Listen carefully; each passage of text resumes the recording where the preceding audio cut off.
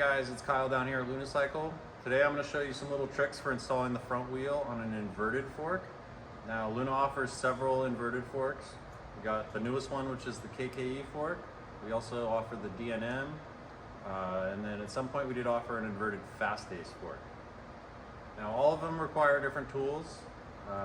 The KKE, for example, requires an 8mm and a 4mm.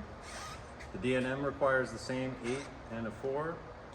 The fast ace requires a 19mm open end wrench and then a 5mm to tighten up the pinch bolts. Now the way these forks work is there's your axle, and then you have 2 axle bolts and then 4 pinch bolts. The pinch bolts are what really hold your axle on. So I'm going to go ahead and pull this one off.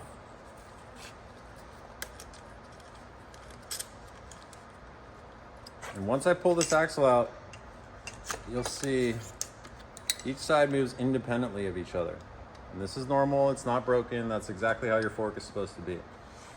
Now here's my little trick for installing the front wheel. Now, before you install any of our wheels, you want to make sure you have both spacers in place. The Sur-On and all of our mountain bikes all require front wheel spacers. These can come off, but they're very, very essential. You don't want to ride your bike without the spacers. It could be very, very unsafe. So here's my little trick. You flip the right side out of your way. It makes it very, very easy to get this disc into the caliper. So I always start with this side. Double check that my axle is lined up. You can give it a few little taps until it comes out the other side here. And then you will need to lift up on the right side in order to align this. There we go. So we got the axle in place. I'm going to go ahead and install the axle nut.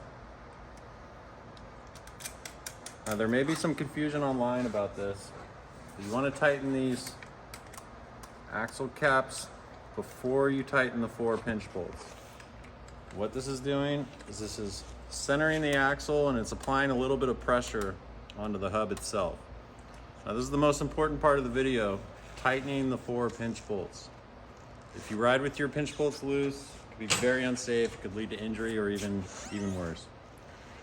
So here's my technique for tightening down the pinch bolts. You want to do one, then the other, and then you'll notice when I tighten this one, it's gonna pinch this whole clamp area and make this one loose. So you have to go back and forth about 3 times before both of these bolts are tight. Now the torque spec on these bolts isn't huge, it's about 8 Newton meters. But because when you tighten one, it loosens the other, you have to go back and forth several times. I'm going to move to the other side.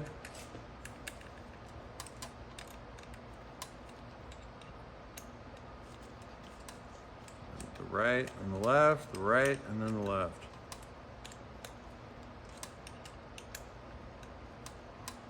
Now this wheel is properly installed and it's safe to ride. Now there is one fork I want to talk about that has some hidden pinch bolts. And that's our fast ace fork. If you look at it from the front, you'll see there's no pinch bolts anywhere. Well, they're hidden all the way underneath. I know all you fast ace bike owners are gonna go check, make sure your pinch bolts are tight right now. But pinch bolts are the most important part of the inverted fork, and it's absolutely essential you get those tight.